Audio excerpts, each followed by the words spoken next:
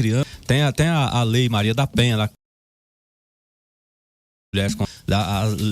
aquelas leis que infringem lá a privacidade, né? Que através da internet, a Lei Carolina Dickmann, né? Que foi criada desde quando publicaram a nudez dela para tudo quanto é lado nas redes sociais. E tem várias outras leis, inclusive essa, o ECA, lá do década de 1990. E eu acompanhando, por isso que é bom o apresentador reserva acompanhar, né? Apresentador tampão? Tampão, acompanhar o trabalho dos apresentadores titulares, né? Porque ao acompanhar, eu percebi aqui, ó, que o doutor Afonso já tinha abordado alguns assuntos. O que vem a ser doutrina de proteção integral, ele falou, né? Há órgãos que integram um sistema de garantia de direito da criança e do adolescente, também falou. Aí vem, dando sequência, quais são os direitos básicos e fundamentais desta população? Só para pegar o fio da meada, doutor. E aí, eu já, antes do doutor responder, Mota, deixa eu só ainda... Porque é tão importante esse tema nosso, né? A gente quer convidar aí. Você que está nos ouvindo agora, você conhece os direitos da criança e do adolescente? Já precisou acionar o conselho tutelar? Você já usei, Elis, doutor, já precisei, fui atendido. Você acha que as crianças e adolescentes da nossa cidade, da nossa comunidade, elas são bem assistidas? Conta aqui pra gente, essa é a hora, e o doutor tá aqui, né, pra responder, pra ajudar, pra falar mais sobre esse assunto. Então agora vamos continuar aqui com a nossa pauta, Mota? Bora continuar com a pauta, e lembrando que tem as perguntas avulsas também, ou seja, não relacionadas ao tema que o doutor, tendo tempo, ele estará respondendo à medida do possível. É isso, a gente falou então, né, o que vem a ser a proteção e medida socioeducativa, nós falamos em que situações a criança e o adolescente elas podem viajar desacompanhadas, né, quais são as características principais da guarda, tutela e adoção. E agora o doutor vai responder pra gente o que é um ato infracional, doutor. Perfeito, Elis, muito obrigado. Vejam bem, aqueles que estão acompanhando os módulos anteriores, nós já estamos falando de matérias atinentes ao Estatuto da Criança e do Adolescente e que envolve basicamente direitos, as relações jurídicas na tratativa do Estado de Direito, do Estado Democrático de Direito em relação às crianças e adolescentes. Só para título de introdução, nós falamos que a Constituição de 88, ela inaugurou um panorama jurídico totalmente diferente do que se existia em relação à criança e adolescente. E, sobretudo, estabelecendo o que nós chamamos de doutrina da proteção integral. Então, só para a gente voltar um pouquinho, para lembrar a todos e todas que para o Estado Democrático de Direito, para o nosso Estado brasileiro, inaugurado num perfil constitucional de 88, a criança e o adolescente, eles são prioridade absoluta na tratativa em relação a esses direitos, todas as demandas que assim chegam. E isso porque são pessoas em desenvolvimento. Para o nosso legislador, através de critérios técnicos, ter que uma pessoa até os 17 anos, seja com a fase infantil ou na fase da adolescência, ainda é uma pessoa que está no seu processo de formação iniciado, mas não concretizado ou concluído como uma pessoa adulta. Por isso a importância dessa proteção como um todo. E como consequência disso, Elis, é evidente que a partir de 88 e sobretudo a partir do ECA, né, de 1990, que ele veio regulamentando essa doutrina da proteção integral, estabeleceu-se no que diz respeito a uma resposta àqueles que praticam, vamos colocar a Mota inicialmente para as pessoas entenderem, praticam crimes. Se forem menores, ou seja, se forem menores de 18 anos, sendo criança e adolescente, e aqui eu vou dar depois uma menção até a diferença quando se pratica por uma criança e por um adolescente, mas num primeiro momento eu quero definir isso. Então, quando um menor ou quando uma criança ou adolescente praticam um crime ou uma contravenção penal, nós temos uma denominação totalmente diferente, ou seja, praticam um ato infracional. Então, Elis, para as pessoas entenderem o que é um ato infracional. Então, nós não vamos, no âmbito do direito, nas discussões técnicas, no fórum, quando se trata de um ato ilícito, de um crime ou infração praticada por um adolescente ou uma criança, não vai se ouvir da boca do promotor de justiça, de um advogado ou de um juiz, que o adolescente praticou um crime. O adolescente praticou um ato infracional. Se fala que é um crime, ali há um erro técnico. Então, o que vem a ser o ato infracional, para a gente concluir esse conceito e depois fazermos uma distinção aí que é muito interessante entre criança e adolescente. É todo ato ilícito praticado por uma criança ou adolescente que na legislação penal é caracterizado como um crime ou uma contravenção penal. Então, qualquer ele. Se eu tenho um furto praticado por um maior de 18 anos, que ele é imputável, ele praticou o crime de furto. Se eu tenho o ato infracional, né, ou seja, eu tenho o mesmo ilícito praticado por um adolescente, ele praticou um ato infracional que corresponda à figura penal do furto, que está lá no artigo 155 do Código Penal. Então, não faz a distinção, Mota, da conduta em si. A conduta vai estar prevista lá no Código Penal. Um furto, um estelionato, um homicídio, um latrocínio.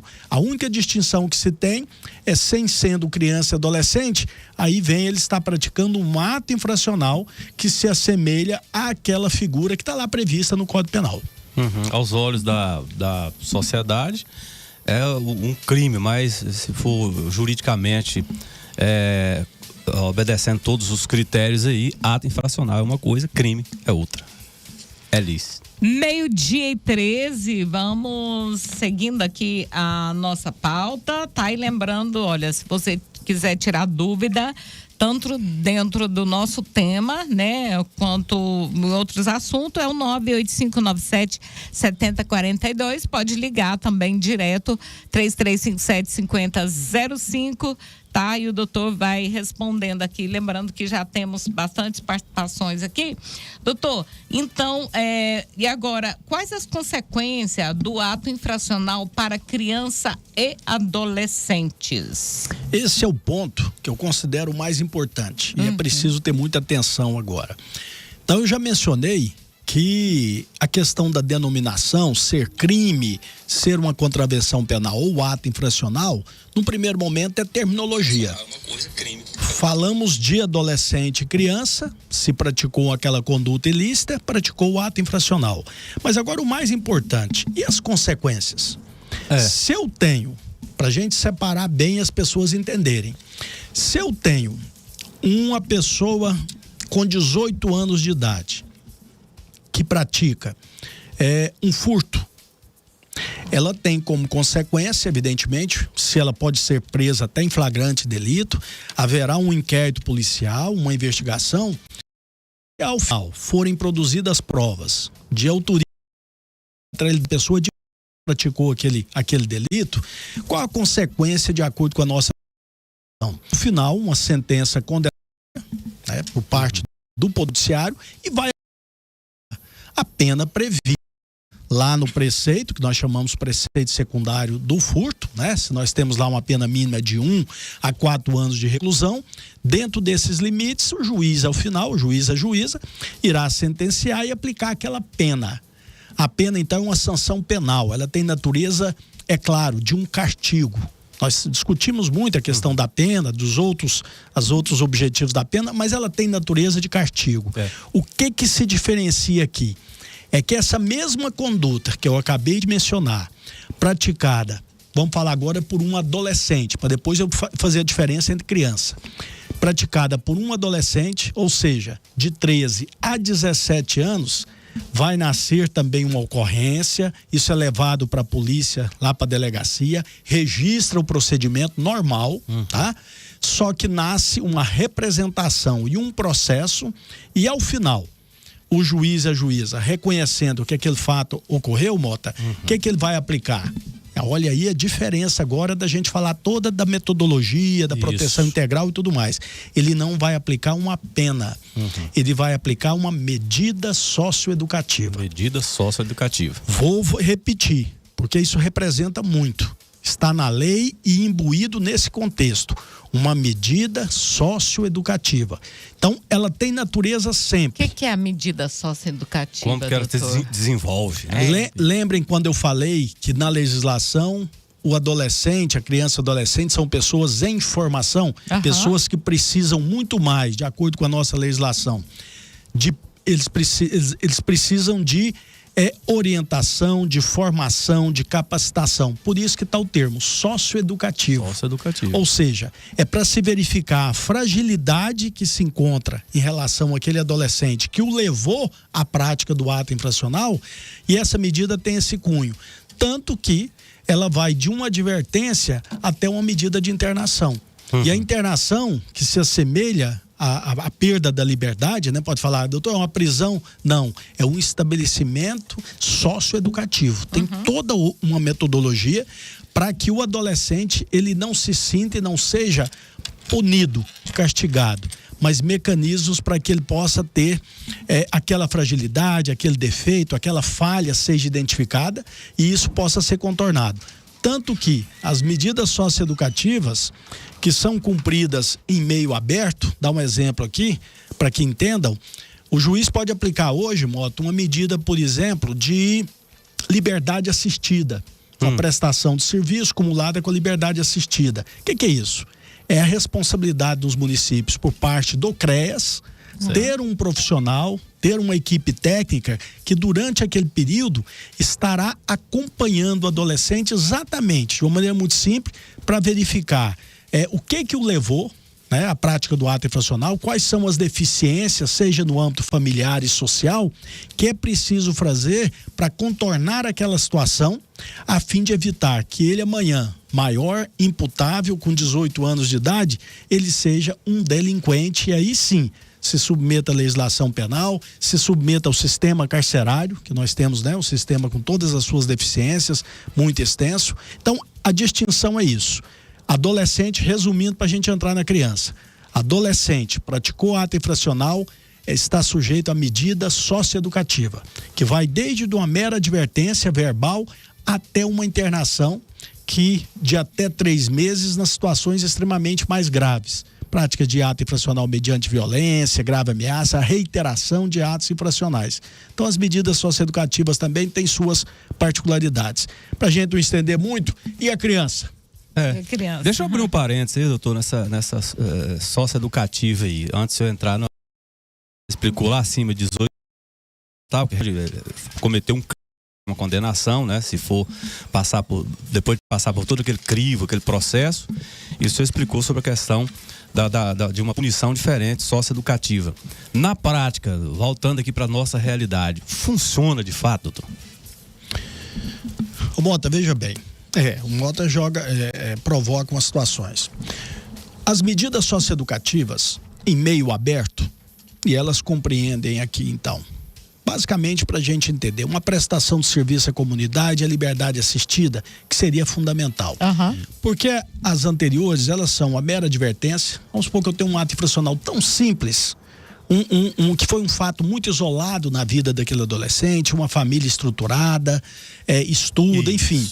Isso aqui pode ser uma mera advertência lá com o promotor e com o juiz. Puxão de orelha, encerrou. Nós temos a reparação do dano. Nós podemos ter os atos infracionais que geram prejuízo, tem uma reparação do dano, e aí nós entramos então nessa indagação sua, Mota. A prestação de serviço à comunidade, ela funciona. De como que deve ser? É também sob fiscalização do município através do CREAS. Esse adolescente, ele é direcionado ao CREAS. O CREAS pode fazer atividades ali, não é só a prestação propriamente dito, mas de forma cumulativa. Promover uma integração em relação à vida daquele adolescente. Por isso que é o CREAS, porque ele integra um sistema próprio de proteção da assistência social e desenvolvimento social. Exato. Já estão afinados lá com famílias carentes, famílias que precisam desse apoio. De assistência. Muitas vezes esse adolescente é oriundo dessas unidades familiares, então é preciso se faça esse acompanhamento pela liberdade assistida e a prestação de serviço.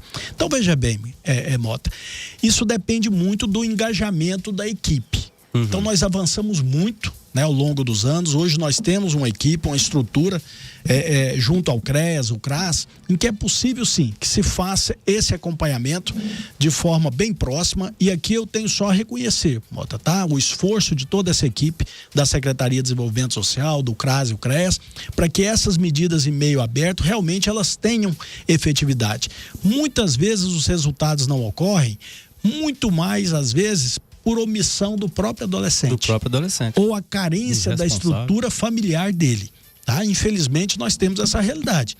O adolescente, como nós falamos, como ele precisa, no seu processo ali de formação, quando você se encontra na fase do ato infracional, é porque muita coisa falhou atrás. Já há deficiências muito graves. E geralmente essas deficiências encontram-se dentro do seio familiar. É uma família totalmente desestruturada, às vezes sendo criado por terceiros, por avós. Então, nesse sistema, nessa situação, ocorre muita dificuldade, às vezes, da própria equipe do apoio não encontrar esse lastro, essa resposta do adolescente para que essa medida seja, de fato, tenha sua eficácia plena e sempre com aquele objetivo. As pessoas precisam entender. É mostrar aqui de uma maneira muito simples, é pegar aquele adolescente, Mota, dar uma sacudida, mostrar a realidade, buscar contornar todas as deficiências que se encontram, para evitar que ele permaneça na vida ilícita. Porque, como já disse, ele vai completar 18 anos e, se ele permanecer, ele se torna um criminoso. Então, respondendo a sua indagação, é basicamente isso. Nós temos uma estrutura montada, nós temos uma equipe que tem condições de fazer um bom trabalho, que busca fazer esse trabalho, mas muitas vezes esse resultado na eficácia preventiva, ele não ocorre mais por deficiência, às vezes, dessa estrutura familiar e desse próprio adolescente. Agora 12 horas mais 23 minutos, 12h23, Elis Regina, estamos apresentando o programa Hora do Povo e o Espaço Cidadania, com a presença do excelentíssimo promotor de justiça da comarca de Uruaçu, doutor Afonso Antônio Gonçalves Filho. Elis Regina, ficou faltando só a questão lá da aplicabilidade.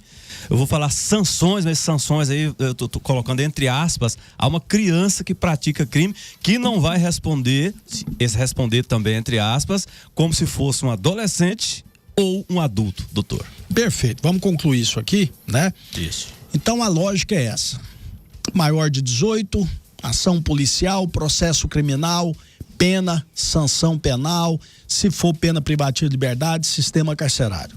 O adolescente, ato infracional, medida socioeducativa, situação excepcional pela gravidade, vai para uma instituição de acolhimento, a instituição de socioeducativa, em até no máximo 3 anos. Por mais que seja grave o ato infracional. Isso diz a legislação. Ele só pode ficar internado no máximo 3 anos, com reavaliação de 6 em 6 meses.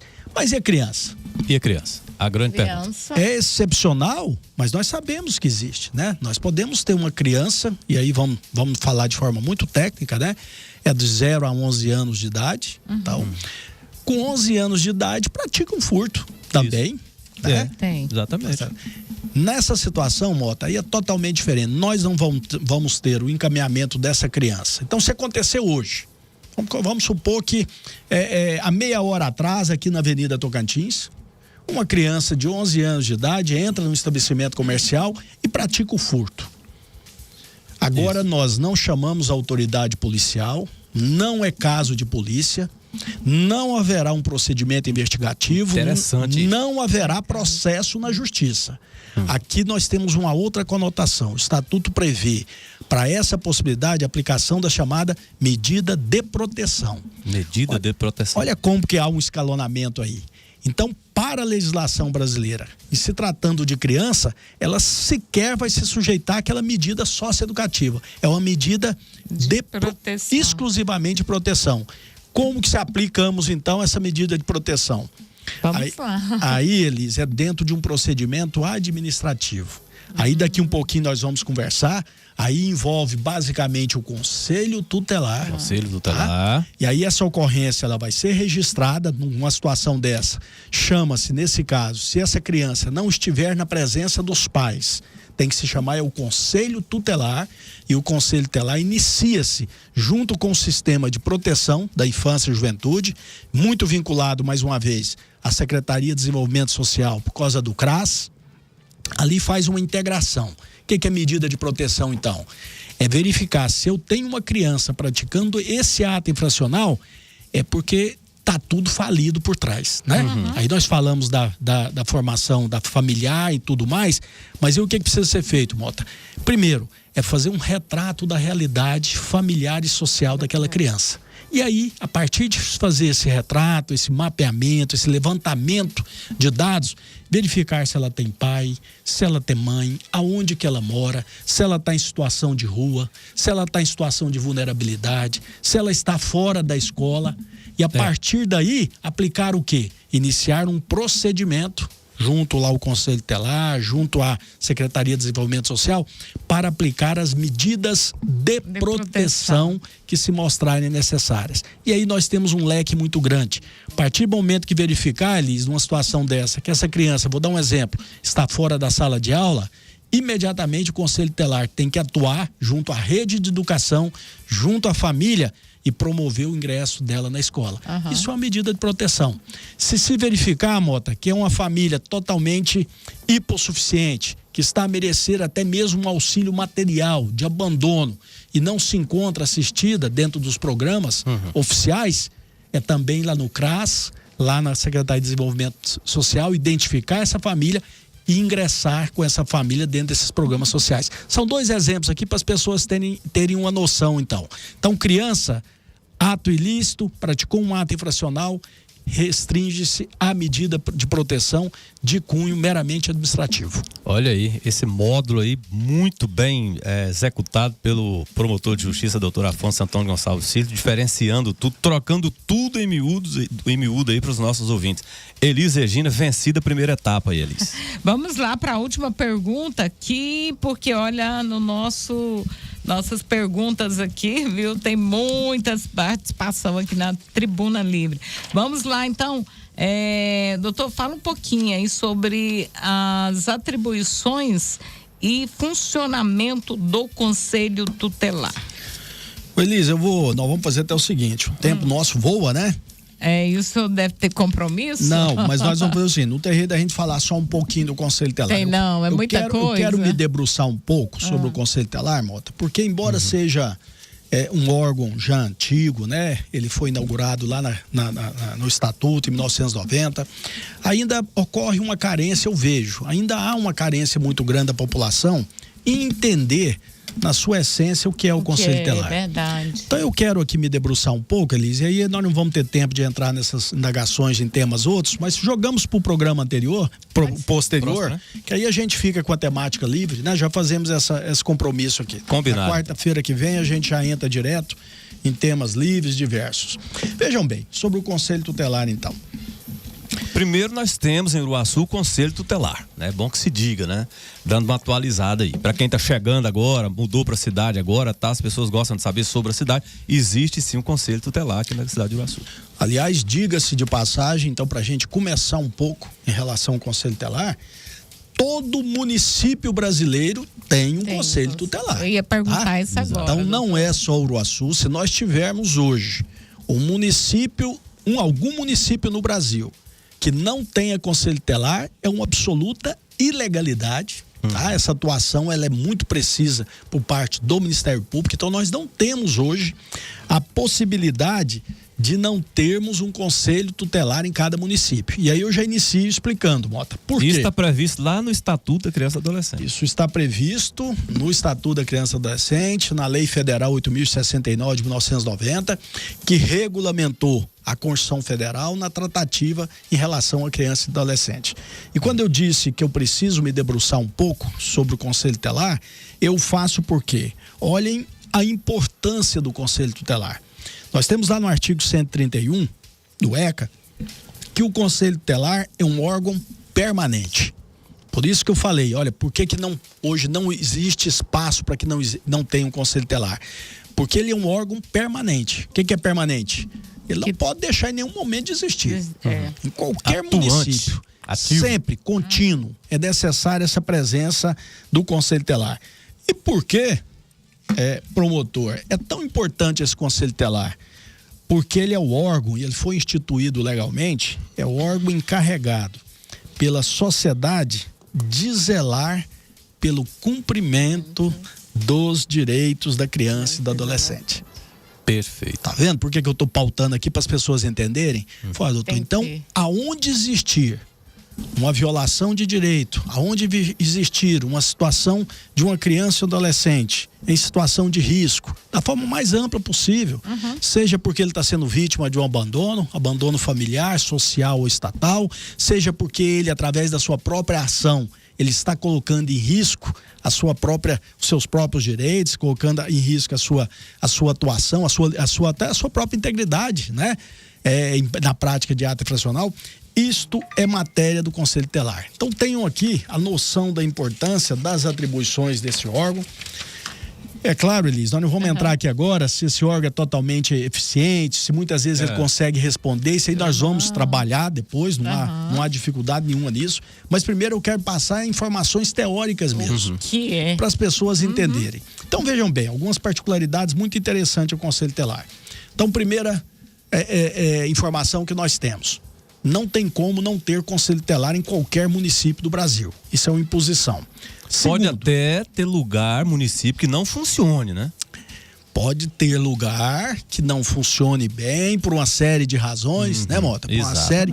E eu aqui falo que é um desafio muito grande mesmo, tá? Com certeza. É um desafio muito grande nós termos um Conselho Tutelar atuante, um Conselho Tutelar que tenha a sua resposta, mas até porque, Mota, e já é um trabalho que nós fazemos aqui há algum tempo em Uruaçu, até porque, eu já vou, vamos já fazer essa observação, o Conselho Tutelar sozinho, ele é incapaz de ter resultado na sua ação. Com certeza. Ele precisa atuar em rede, estruturalmente dentro do sistema. Tá? Senão ele não funciona. Então, por isso que eu sempre defendi aqui em Uruaçu, o Conselho Tutelar tem que estar muito próximo ao CRAS, ao CREAS, às instituições como um todo, seja instituição na área da educação, da saúde. Por quê? Porque eles precisam falar a mesma língua. Um órgão vai precisar sempre do outro.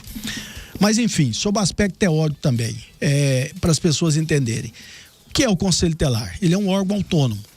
Ele não é servidor público, tá? O conselheiro tutelar, ele não é um servidor público, mas ele tem direitos estabelecidos na própria legislação, direitos de cunho aí quase que trabalhista. Importante mais isso aí, doutor. Cobertura previdenciária, o gozo de férias anuais remuneradas, licença maternidade, licença paternidade, a gratificação natalina. Quem que paga isso, doutor? É o município. O município tem que ter uma dotação orçamentária, valores, para que garanta o funcionamento do Conselho Tutelar. Então, ele não é um servidor público, ele não está submisso a uma hierarquia, tá? O prefeito não manda no conselheiro tutelar, ele tem autonomia total de ação. Mas existe essa vinculação no que diz respeito ao aspecto remuneratório. Candidatura, ou mais à frente, como que entra no Conselho Tutelar? Nós sabemos. Pergunta. Nós temos as eleições. Então, as eleições antes, elas ocorriam em cada local tinha uma data, hoje não. Hoje nós temos a eleição do Conselho Tutelar unificada em todo o Brasil. A semelhança das eleições, né? Que nós temos aí. Hoje nós temos a eleição unificada do Conselho Tutelar. É sempre no ano posterior ao ano das eleições presidenciais. Ela ocorre no primeiro domingo do mês de outubro. Então é uma eleição como se fosse uma eleição normal. Eleição para prefeito, vereador. Exato. O mandato de 4 anos, a possibilidade de uma reeleição, tá? São 5 membros. Rapaz, eu achei que você soubesse tudo sobre o Conselho Tutelar em Uruaçu. Sabia não. 4 em 4 anos. 5 membros. São 5, né? 5 membros. Então, por isso que é tão importante que eu falei, que eu precisava passar algumas informações para que se tenha realmente essa noção. Então, vejam bem. E requisitos? Olha que interessante do ECA. Idoneidade moral, tá? Ser idade superior a 21 anos e residir no município. Então, nós podemos ter, Mota, em cada uma legislação também municipal, que ela complemente isso e que possa estabelecer, tá? Na legislação municipal, pode ser estabelecido como um requisito o curso superior. Não tem problema. O município tem essa liberdade de, além dos requisitos básicos previstos na legislação federal, estabelecer requisitos específicos. Pode exigir o ensino, por exemplo, o ensino fundamental completo ou o ensino médio, vai depender de cada realidade. É claro, se nós não tivermos um município muito pequeno, lá do Nordeste, no Norte, sem estrutura, se exigir um curso superior para o conselho tutelar, nós não vamos ter conselheiro tutelar. Exatamente. Às vezes, até se exigir um ensino médio, também nós não teríamos. Mas nós podemos ter em grandes centros, que aí já nós temos outra realidade, e se exigir um curso superior, é possível. Mas eu só estou dizendo assim que o requisito básico é a idade de 21 anos, a idoneidade moral e residir no município. É o que prevê o Estatuto da Criança e do Adolescente. Então, esse é o regramento geral, para que as pessoas entendam. E vou me pautar um pouquinho. A quantidade varia de município para município? Não sei se eu fiquei atento aí, se eu falo... Uruaçu, cerca de 50 mil habitantes, temos 5. Por exemplo, Goiânia. Seria desproporcional, né? Perfeito, Mota. Goiânia Ótimo. deve ter mais. Então vejam bem. 1,5 milhão de habitantes. Vejam bem. É por isso que lá no artigo 132 do ECA diz o seguinte, olha a redação. Em cada município e em cada região administrativa do Distrito Federal haverá, no mínimo, um conselho tutelar. Olha aí. Se a cidade for bem pequenininha, às vezes 1, 2. Exatamente, Alice. Dependendo então, do número de habitantes. Exatamente, o número de habitantes, a demanda. Então, há critérios até pela própria legislação local. Há uma regra, em tese, para um município de até 50 mil habitantes, um conselho tutelar garante perfeitamente. Se nós tivermos, é um critério, uma quantidade de habitantes, né, de uma demanda maior, aí há possibilidades para falar, doutor, é possível que amanhã em Uruaçu nós tenhamos 2 conselhos tutelares? Possível, perfeitamente, porque a lei fala no mínimo 1. Aí vai depender da realidade local, da legislação municipal que estabeleça, evidentemente, isso vai ser aferido de acordo com a realidade e a necessidade local. Perfeito. Feliz. Ótimo. É bom saber, né? E às vezes também, Mota, a gente fala assim, não vejo o trabalho do conselho aqui em Uruaçu, do conselho tutelar, mas tem sim. Eu, outro dia, fiquei sabendo que tinha uma criança fora da escola e o conselho estava todo dia lá na casa dos pais, os conselheiros, sabendo por quê. Não é bem assim, não. Às vezes a gente não fica sabendo, inclusive tá a rádio aqui, eu convido as pessoas, né, a vir participar, marcar uma entrevista, porque é bom a gente divulgar, a gente tem que fazer isso, sim, mas eles estão trabalhando, até onde eu sei, então.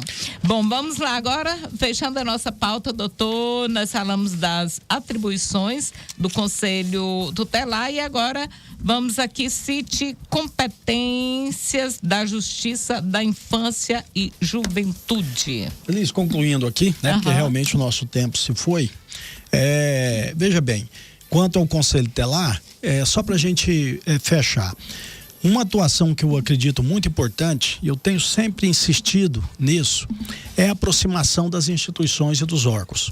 Até pelo que o próprio Mota mencionou, em termos de resultado em relação a esse trabalho. Quando eu dei os exemplos aqui da criança fora da sala de aula, ou da família desassistida, o Conselho Tutelar, ele não tem a solução.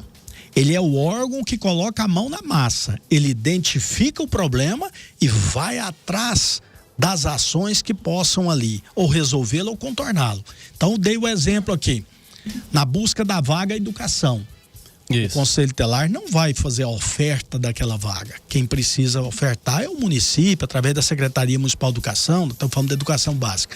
Então, essa articulação entre as instituições é muito importante. Então, eu estou aproveitando esse espaço para dizer que na área da educação é fundamental que a Coordenação Regional de Educação no âmbito estadual, Secretaria Municipal de Educação no âmbito municipal, que tenham momentos de conversa. É importante o Conselho Tutelar sentar com as instituições, as direções das escolas, para que possam também entender como funciona, qual é o papel de um, papel de outro, até no sentido de orientação recíproca. Então o tempo da gente é muito pouco, mas sempre incentivei nesse sentido. É necessário que haja momentos de ações, de reuniões, que a aproximação desses órgãos sejam importantes. Porque muitas vezes, Mota, por falta de informação, Às vezes uma professora, uma diretora cria um conceito de que o Conselho Tutelar não trabalha, o Conselho Tutelar não dá uma resposta, porque de repente houve uma provocação e ficou sem um retorno. Então sempre orientei as conselheiras, o conselheiro tutelar, qualquer demanda, dê sempre um retorno.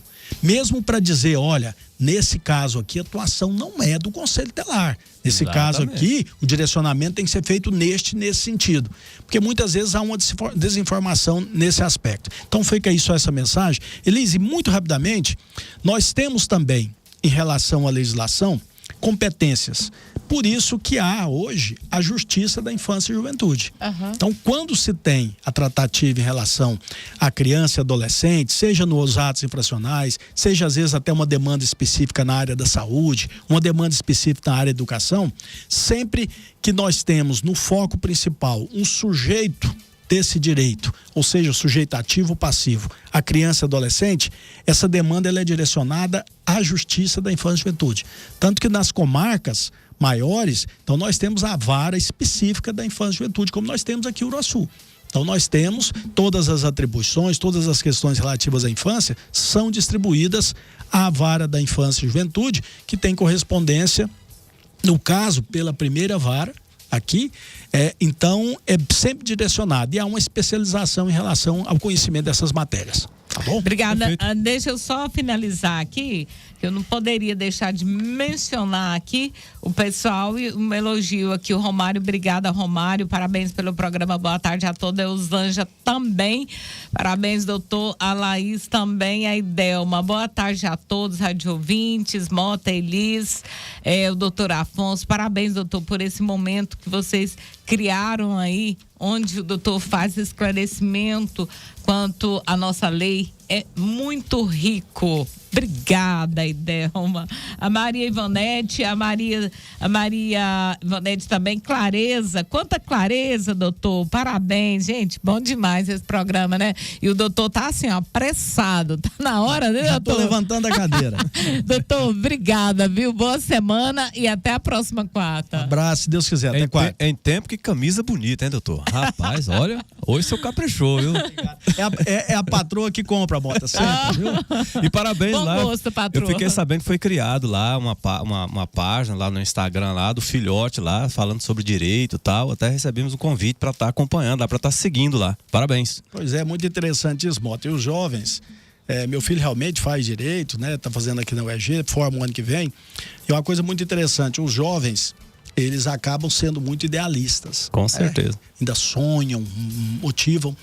E nós, na fase que nós nos encontramos, às vezes a gente já tem algumas decepções, né, na vida, mas a gente nunca pode deixar de incentivar. Porque é assim que move, né? É acreditar. Verdade. E essas gerações que estão vindo aí, essa geração dos 20 anos, 22, esse pessoal que às vezes está formando, é importantíssimo, né? O Brasil precisa muito que essa geração venha com vontade de mudar, de trazer realmente a sua colaboração. Por isso que eu incentivo esse projeto aí, essas ações, e se Deus quiser, vamos caminhando juntos. Um abraço. Valeu, doutor. Obrigada. Parabéns. Programa Hora do Povo e o Espaço Cidadania chegando ao seu final com a participação do excelentíssimo promotor de justiça da comarca de Uruaçu, doutor Afonso Antônio Gonçalves Filho. Então, findada essa parte, Elis Regina, agora vamos dar sequência aí, agora sim entrando na Hora do Povo, as notícias, os recados, as reclamações. Elis Regina da Mota. Olha só, Mota, e hoje a gente continua aqui com a nossa promoção lá da Planalto Churrascaria. Você sabia que tá com uma promoção incrível, aliás, não é nem promoção, acho que eles fixaram, né, esse valor lá, e é o seguinte: Planalto Churrascaria, Avenida Tocantins, bem em frente aqui à rádio, tem lá para você aquele almoço gostoso, aquele prato que você pode montar, ficar, como é que fala? Prato de pedreiro, que come muito? Por quê, gente? Coitado do pedreiro, será que come não tanto podia assim? ser prato de locutor? De locutor, eu acho. Os locutores que eu vejo aqui, eu acho que tá mais para prato de locutor. Gente, enfim, olha, são mais de Em 80... tempo, abraço a todos os pedreiros que a essa hora estão trabalhando e acompanhando aqui o programa Hora do Povo. E comendo Sempre. uma comidinha gostosa. Ou em casa almoçando. Mais de 80 variedades e self-service, tá? Por R$ 29,99 todos os dias. Domingo, sábado também, no Planalto Churrascaria. E agora a gente vai sortear no final do programa um almoço com direito a acompanhante. Você vai almoçar lá, né? Pode fazer seu prato lá do seu jeito e o seu acompanhante também, tá? A gente vai sortear um almoço com direito a acompanhante aqui para você responder aqui pra gente em qual churrascaria você encontra tudo isso, mais de 80 variedades no self-service por apenas R$ 29,99 todos os dias. Você sabe qual churrascaria, Mota? Planalto. Pronto, tá fácil, não tá, gente? Então vai enviando aí, 985977042 e no finalzinho do programa a gente vai fazer esse sorteio desse almoço delicioso da Planalto Churrascaria. E hoje, dia dos professores, movimentadíssima a nossa enquete de hoje. Gente, eu senti muita saudade de professor hoje. E aí foi aquele nostalgia, né? Que muitas participações, aqueles professores, né, que já aposentaram e tudo. Foi muito bacana. E eu quero mandar um abraço muito especial também para todos os professores. Mota, você já teve um professor, né, que te ensinava daquela forma divertida, que às vezes entrava, contava uma piada que você nunca mais esqueceu? Tive. Já, não já? Cita até o nome. Quem? Professor André Luiz. André, eu falei dele hoje. Subia na mesa, tal, e sapateava e... Deu aula pra você também, Charles? Aula pro Charles. Minha flor, não era assim? Minha Exatamente. Flor, meu Deus. Ensino médio e faculdade. Na faculdade também. E tinha uns que dava bronca, tinha outros também que ajudavam até mesmo fora da sala de aula. Essa Elis teve, me ajudou até aqui na rádio.